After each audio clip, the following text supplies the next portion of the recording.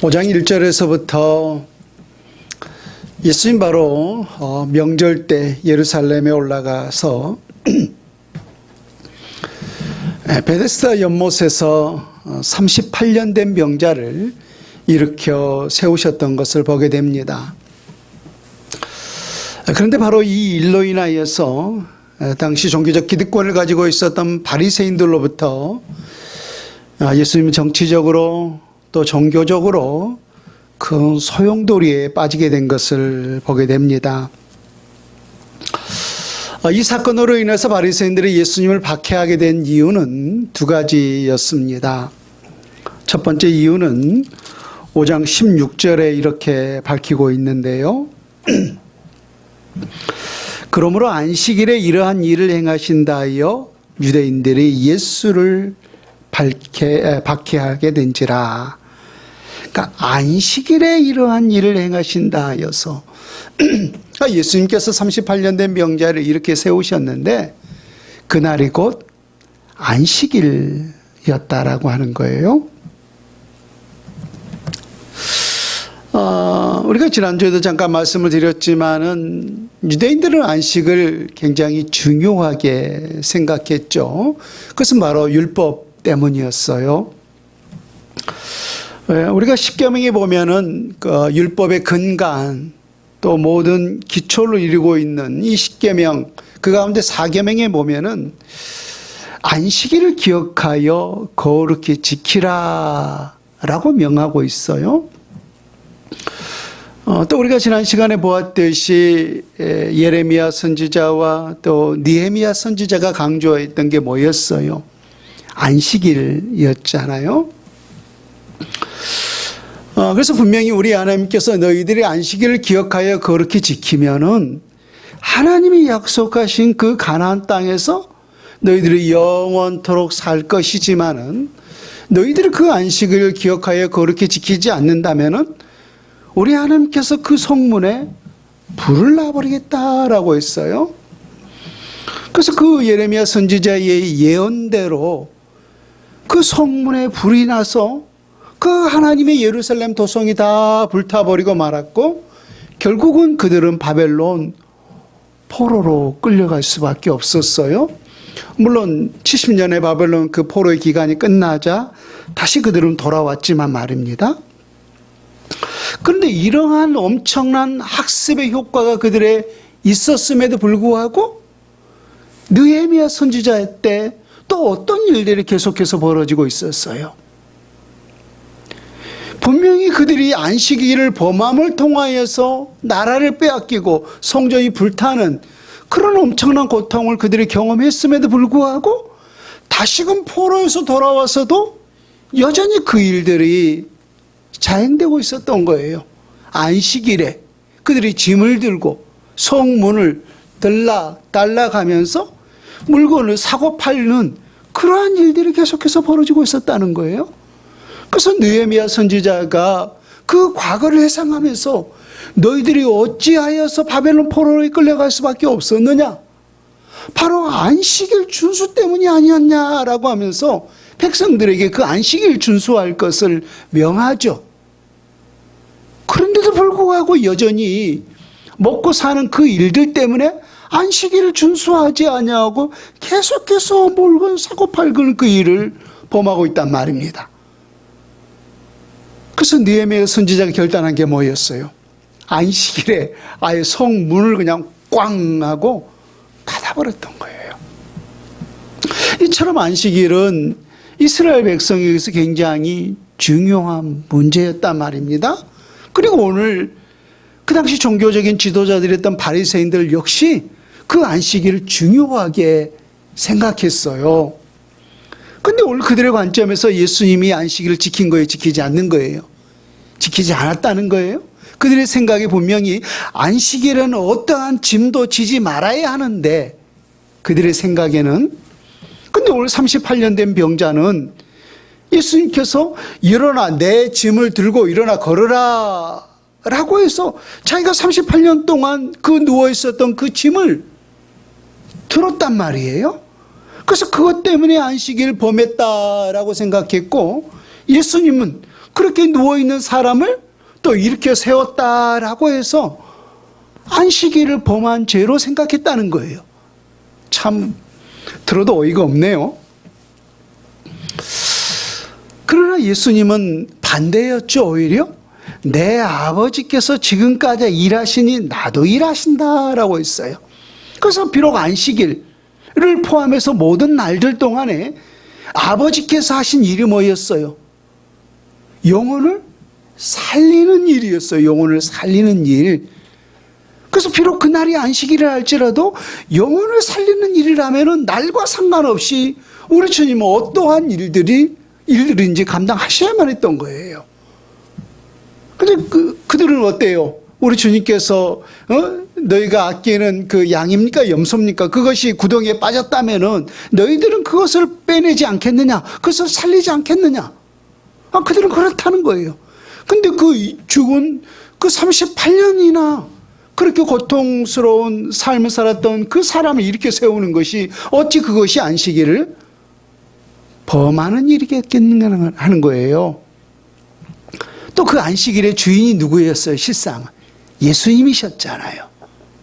예수님이셨어요. 그 안식일보다 더 크신 분이 바로 주님이셨던 거예요.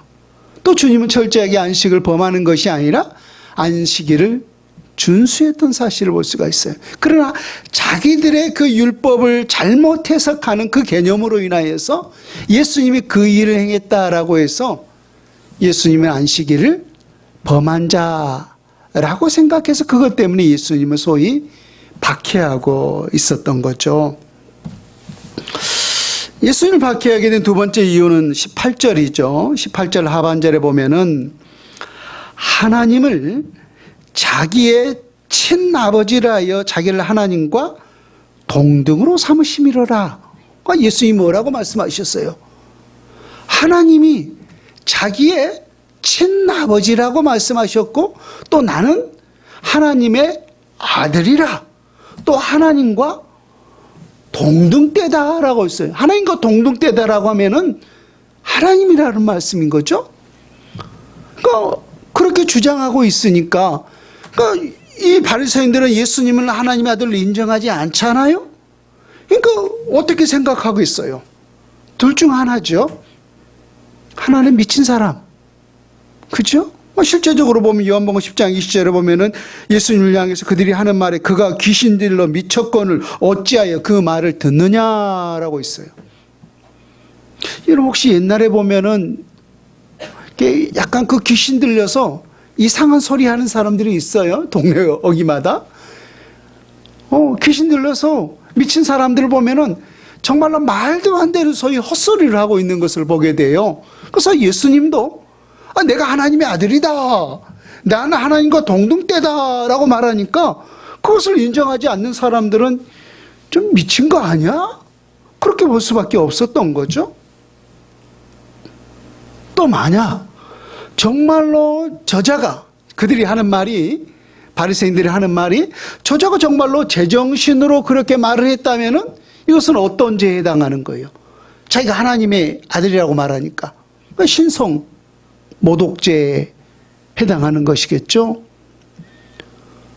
그러나 우리가 빌립보서 2장 6절에 보면은 예수님은 어떻게 표현하고 있어요? 그는 근본 하나님의 본체시나라고 있어요. 또 그는 하나님과 동등대다라고 있어요.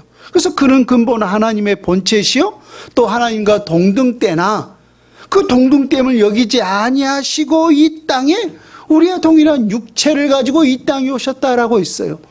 그래서 예수님 그분 자체는 하나님이셔요. 하나님의 본체시고 하나님과 동등된 분이에요.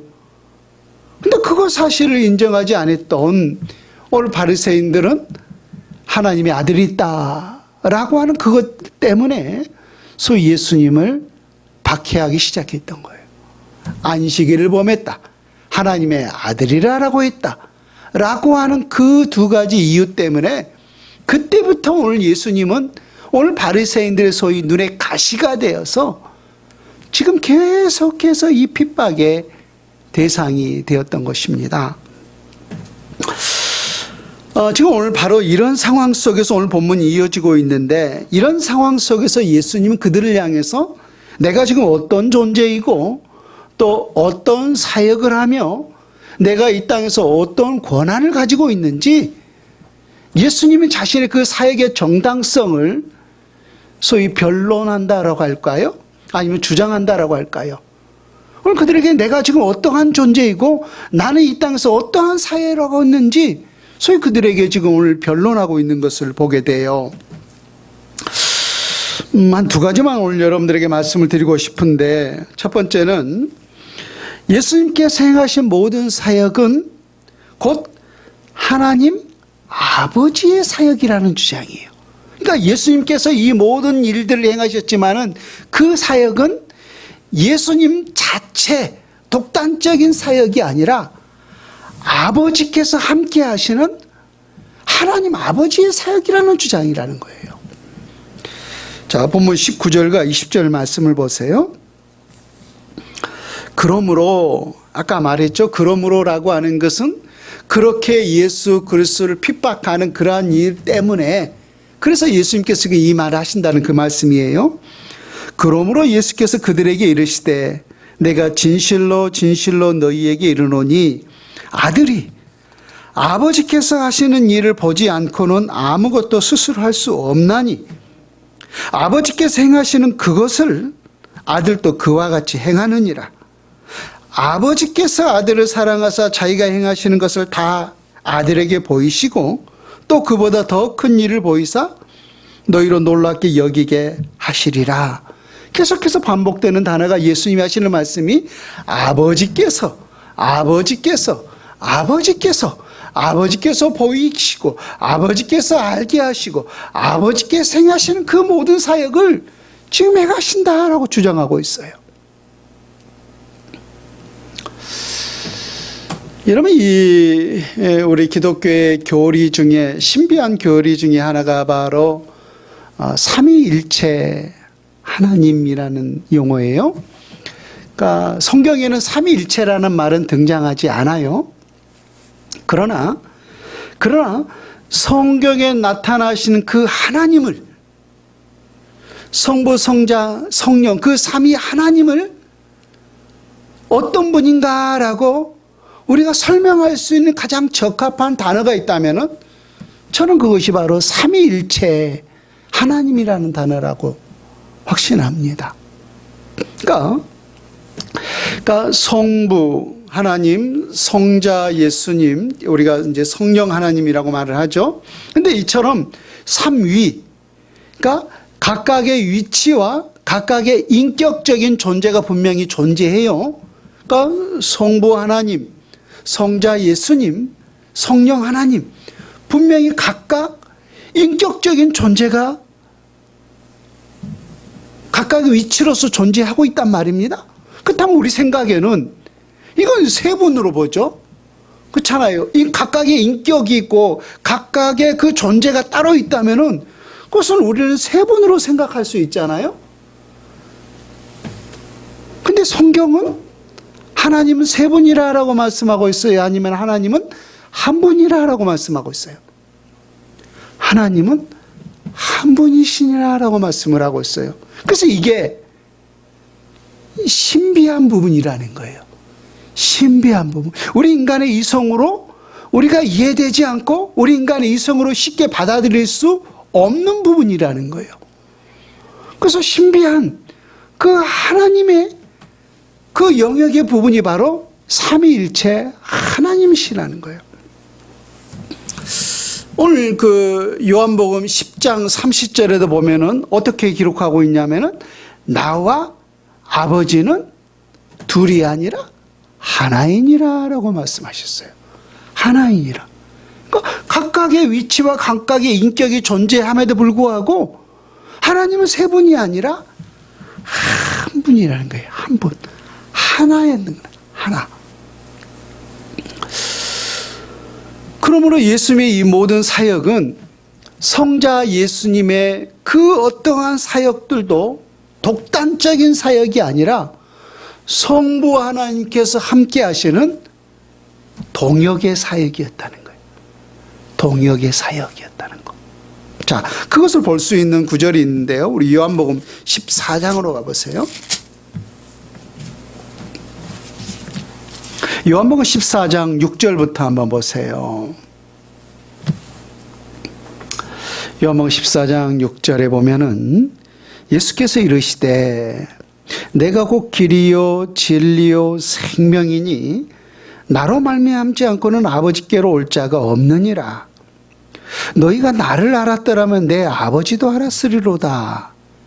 이제부터는 너희가 그를 알았고 또 보았느니라. 빌립이 이르되 주여 아버지를 우리에게 보여주옵소서. 그리하면 족하겠나이다. 예수께서 이르시되 빌립아 내가 이렇게 오래 너희와 함께 있으되 내가 나를 알지 못하느냐? 나를 본 자는 아버지를 보았거늘 어찌하여 아버지를 보이려 하느냐? 내가 아버지 안에 거하고 아버지는 내 안에 계신 것을 내가 믿지 아니하느냐? 내가 너희에게 이르는 말은 스스로 하는 것이 아니라 아버지께서 내 안에 계셔서 그의 일을 하시는 것이라.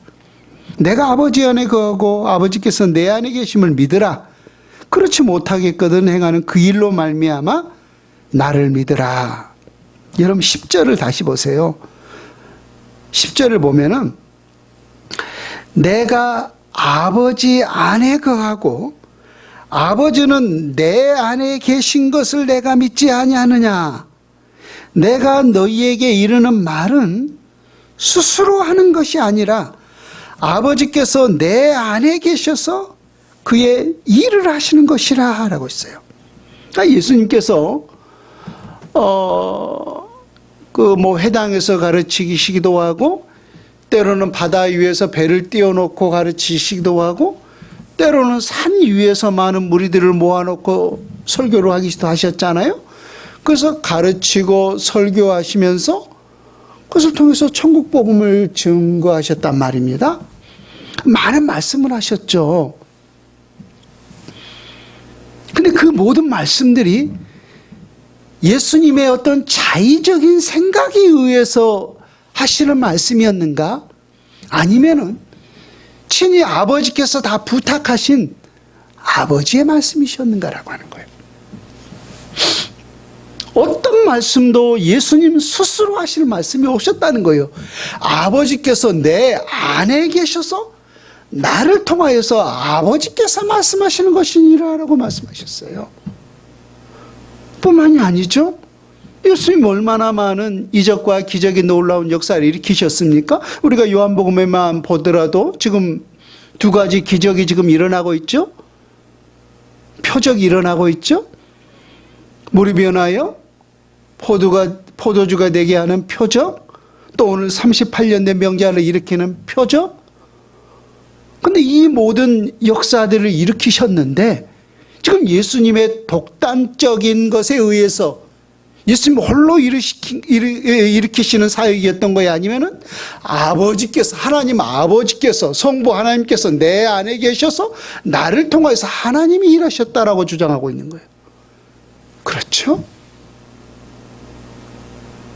그래서 예수님이 행하시는 모든 사역들은 주님의 독단적인 사역이 아니라 아버지께서 함께 하시는 다 동역의 사역이었던 거예요. 동역의 사역이었던 거. 그래서 빌립이 예수님께서 그렇게 말씀하셨음에도 불구하고 아버지 좀 보여주세요. 하나님 아버지 좀 보여주세요. 예수님 하시는 말씀이 뭐였어요? 나를 안 자는 누구를 아는 거예요? 내 아버지를 알았고 나를 본 자는 누구를 본 거예요? 내 아버지를 보았거늘. 그래서 우리가 예수님을 본다면은 실제적으로 누구를 본 거예요? 하나님 아버지를 본 거예요. 그럼 우리가 예수님을 안다면은 실제적으로 누구를 한 거예요? 하나님 아버지를 한 거예요. 왜? 하나님과 아들은 본체시고 하나님과 아들은 동역이 하나이기 때문에 말입니다. 그래서 예수님의 이 모든 사역은 철저하게 아버지를 드러내는 사역이었던 거예요. 다만 하나님의 사역은 아들을 이 땅에 보내시는 일을 하셨고, 예수님은 그 아들로서 이 땅에 보내심을 받은 자로서 육신을 먹고 이 땅에 오셔서 보내심을 받은 자로서 그 사역을 감당하셨던 거예요. 그래서 예수님의 이 모든 사역들, 가르치시고 전파하시고 놀라운 이적과 기적과 표적의 역사를 일으키는 모든 사역은 다 누구의 사역이에요? 실제적으로 보면 하나님 아버지의 사역이었던 거예요. 그러니까 예수님은 철저하게 누구를 드러내고 있는 거예요? 성부 하나님을 나타내고 성부 하나님만을 드러내는 이 사역을 감당하셨던 것을 보게 됩니다. 두 번째, 예수님의 사역은 하나님 아버지의 사역과 동일하게 항상 살리는 사역에 집중하셨다는 거예요.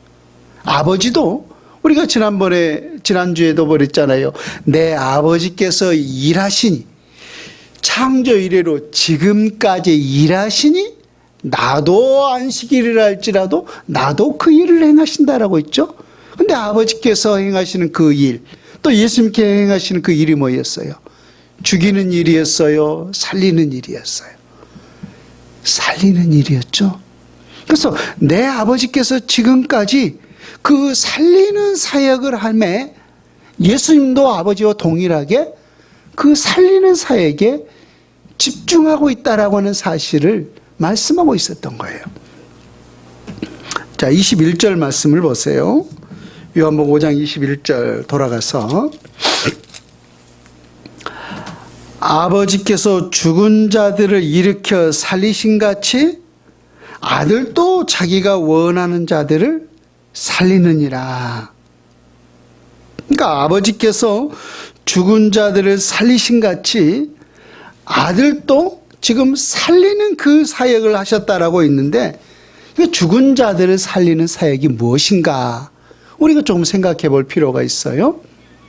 죽은 자들을 살리는 사역을 하셨다라고 있는데, 그 죽은 자들이 과연 누구이고 그 죽은 자들을 어떻게 살리는 사역을 하셨는가?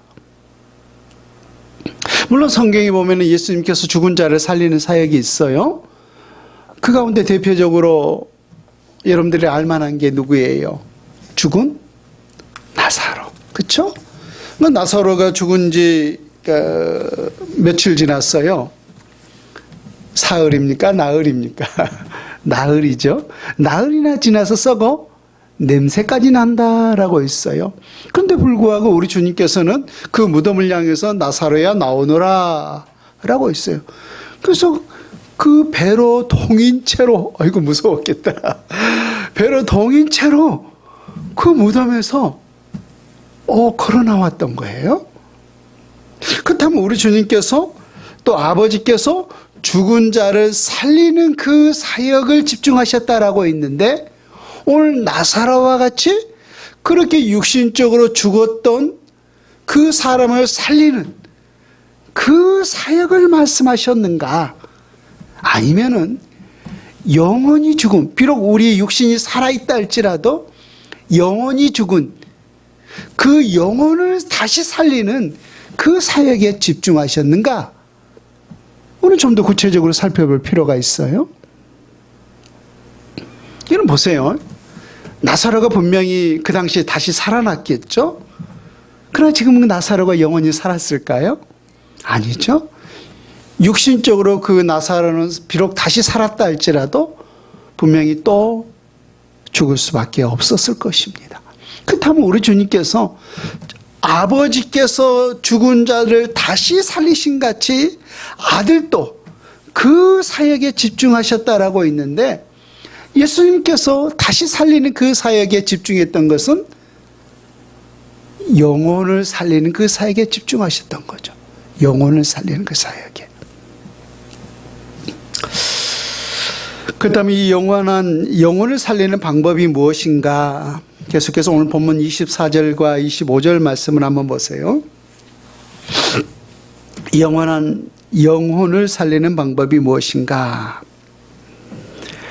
내가 진실로 진실로 너희에게 이르노니 내 말을 듣고 또 나 보내신 이를 믿는 자는 영생을 얻었고 심판에 이르지 아니하나니 사망에서 생명으로 옮겼느니라. 진실로 진실로 너희에게 이르노니 죽은 자들이 하나님의 아들의 음성을 들을 때가 오나니 곧 이때라. 듣는 자는 살아나리라. 그렇죠? 죽은 자가 다시 살아나는 그 현상을 일컬어서 예수님 표현하기를 사망에서 생명으로 옮겼느니라 라고 했어요. 그렇다면 지금 어떤 자가 이 사망에 있었는데 이 사망의 위치에서 생명의 자리로 지금 옮긴 바 되었다라고 했어요. 오늘 본문에서 보면은 누구를 믿는 자? 내 말을 듣고 또 나 보내신 이를 믿는 자는. 그래서 우리의 영혼을 구원할 수 있는 유일한 방법이 뭐냐면은 예수님을 믿는 방법밖에 없다는 거예요. 우리의 영혼을 구원할 수 있는 유일한 길이 뭐냐면은 영원한 사망에서 영원한 생명으로 옮길 수 있는 그 영원한 길이 뭐냐면은 오직 예수 그리스도를 믿는 그 한결뿐이라는 거예요. 왜? 하나님께서 바로 그 길을 만드셨기 때문에. 그러니까 예수님께서 그렇게 말씀하셨잖아요. 나로 말미암지 않고는 아버지께로 올 자가 없느니라 라고 했어요. 그러니까 우리 모두가 하나님 아버지께 가는 거잖아요. 그 하나님 아버지께 갈 수 있는 유일한 통로가 뭐예요? 예수 그리스도를 믿는 것뿐이라는 거예요. 예수 그리스도를 믿는 것. 그래서 예수 그리스도를 믿었을 때 우리가 비록 육신은 살아있다 할지라도 예수를 믿지 않으면은 그의 영혼이 영원한 사망 속에 있지만은 예수 그리스도를 믿는 순간에 영원한 생명으로 옮긴 바 되었다는 거예요. 그러니까 하나님으로 갈 수 있는 유일한 통로가 바로 예수 그리스도를 믿는 것뿐이다 라고 우리 주님 말씀하고 계셨던 겁니다. 근데 여기서 우리가 또 한 가지 분명히 알아야 할 것이 있어요. 우리가 일반적으로 다시 살아나셨네, 그걸 뭐라 그래요? 부활이라고 말하죠. 그렇죠? 우리는 부활을 믿죠. 근데 우리가 죽어도 분명히 다시 사는 역사가 있어요. 그것을 우리는 부활이라고 말을 하는데 사도 요한은 오늘 이 부활을 두 가지로 설명을 하고 있어요. 굉장히 중요한 부분인데요. 오늘 요한복음 5장 29절을 보세요. 5장 29절을 보면은 28절부터 볼까요? 이를 놀랍게 여기지 말라. 무덤 속에 있는 자가 다 그의 음성을 들을 때가 오나니. 이때가 언제예요? 예수님께서 천사의 나팔을 불고 세리의 나팔을 불고 이 땅에 다시 오실 그 때를 말씀하고 있는 거죠. 그래서 이 땅에 우리 모든 산자는 물론이거니와 이 땅에 수많은 사람들이 죽었을 거 아니에요? 근데 이미 그 무덤 속에 있는 자들이 다 그 음성을 들을 때가 온다는 거예요. 예수님 믿었건 믿지 않았건 죽어있는 모든 사람이 다 그 음성을 들을 때가 온다는 거예요. 무덤 속에서. 그럼 지금 무덤 속에서 그들이 다 다시금 음성을 듣는다는 것은 다시금 살아나는 거예요? 그러면은 예수님 믿는 자만이 부활이 있는 거예요? 예수님 믿지 않는 자도 부활이 있는 거예요?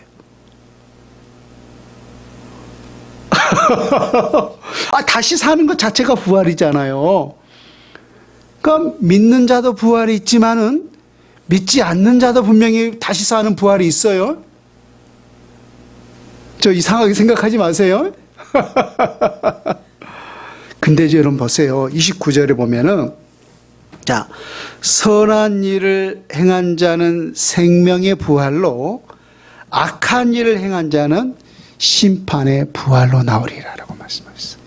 그러니까 부연 설명을 드린다면은 여기서 생명의 부활이라고 하는 것은 예수 그리스도를 믿음을 통하여서 예수 안에 있는 영원한 천국을 누릴 자들을 일컬어서 생명의 부활이라고 말씀했고, 또 반대로 심판의 부활로 나오리라 라고 하는 것은 바로 예수 그리스도 밖에 있음을 통하여서 영원한 지옥 형벌에 떨어질 자를 일컬어서 오늘 심판의 부활로 나오리라 라고 있어요. 그래서 분명히 예수님의 마지막 그 재림 때에는 이 땅에 살았던 모든 사람들이 다 부활해요. 다 다시 살아나요. 그러나 다시 사는 게 중요한 것이 아니라 다시 삶을 통하여서 최종적으로 예수님의 그 재림에 그때는 심판주로 오신다라고 했죠. 그때 그 최후의 심판을 통하여서 우리가 어디에 떨어지느냐, 그것이 중요한 문제인 거죠. 그러니까 예수 그리스도 안에 있는 자는 생명의 부활로 나오는 것이고, 예수 그리스도 밖에 있는 자는 심판의 부활로 나오리라 라고 했어요. 근데 또 하나, 여기서 생명의 부활로 나올 자와 심판의 부활로 나올 자의 그 기준이 뭐냐는 거예요. 그 기준이 29절 보세요. 선한 일을 행한 자는 생명의 부활로, 악한 일을 행한 자는 심판의 부활로 나오리라 라고 했어요. 그러니까 생명의 부활로 나오기 위해서는 뭘 행해야 돼요? 선한 일을 행해야 되고, 심판의 부활로 나온 자는 악한 일을 행하는 자예요. 그건 자꾸 이제 우리가 구체적으로 들어가게 되는데, 그럼 선한 일과 악한 일의 기준이 뭐냐는 거예요. 그러니까 이렇게 우리가 물으면은, 그러니까 성경의 내용을 우리가 좀 깊이 있게 알지 못하고, 선한 일, 악한 일, 우리가 이렇게 물으면은 항상 우리의 어떤 사고 속에서는 윤리적이고 도덕적인 개념이 먼저 앞설 때가 많아요. 그래서 뭐 남을 도와주고 뭐 착한 일을 하고 뭐 그런 것을 우리가 선한 일하고, 또 뭐 도둑질하고 남의 것을 뭐 남을 괴롭히고 뭐 그런 것을 우리가 악한 일로 생각하는 그런 경향이 많아요. 그러나 여기서 그것 때문에 우리가 생명의 부활로 그것 때문에 악한 일을 한다면은 그럼 예수님 믿는 기준이 없어지잖아요. 여기서 선한 일과 악한 일의 그 기준이 뭐냐면은 예수님 믿는 그 행위 자체를 일컬어서 하나님은 선한 일로 했던 거예요. 그러나 우리가 주 예수 그리스도의 이 놀라운 복음을 접했으면서도 그것을 배척하고 그것을 받아들이지 않는 그 일 자체를 우리 하나님은 악한 일로 보셨던 거예요. 왜? 모든 선의 기준이 누구예요? 하나님이세요. 성경에도 기록하고 있죠. 선한 일은 누구? 하나님 한 분뿐이시라 라고 말입니다. 그래서 예수 그리스도 믿는 그 자체를 하나님은 선한 일로 보셨던 거고, 예수 그리스도를 믿지 않는 그것 자체를 일컬어서 우리 하나님은 악한 일로 보셨던 거예요. 그래서 우리 모두가 예수 그리스도를 믿는 그 선한 일을 행한 자는 영원한 생명의 부활로, 예수 그리스도를 믿지 않는 그 악한 일을 행하는 자는 영원한 그 심판의 부활로, 지옥 형벌로 나오리라라고 말씀하셨던 거예요. 그래서 모든 심판의 기준이, 모든 선의 기준이, 모든 복음의 기준이 오직 누구에 있었던 거예요? 예수 그리스도에 있었던 거예요. 그래서 오늘 우리 모두가 우리 모든 믿음의 주요 온전케 하시는 그 믿음의 대상이 누구냐면 바로 예수님이셨던 거예요. 그러니까 예수님을 믿는 것이 곧 누구를 믿는 거예요? 하나님을 믿는 거예요. 우리가 때때로 예수님만 찾으면 하나님이 서운하고 성령님이 서운하게 생각하지 않느냐. 진심으로 그렇게 설교하시는 제가 분들도 듣기도 했는데, 그건 모르신 말씀이에요. 물론 저는 농담으로 하셨다라고 생각하는데 그건 모르고 하시는 말씀이에요. 삼위일체 하나님은 한 분이시잖아요. 하나이신 거예요. 그러니까 우리가 예수 그리스도를 믿는 것은 하나님을 믿는 거예요. 동일하신 분이라는 거예요. 우리 모두가 이처럼 우리의 영원한 생명 되시는 예수 그리스도를 우리가 온전히 믿음을 통하여서 주님 오실 그 마지막 때 정말로 영원한 그 생명의 부활로 나오는 그 놀라운 은총과 축복을 우리 모두가 다 누릴 수 있는 은혜가 있기를 주 예수님의 이름으로 축원을 드립니다. 아멘.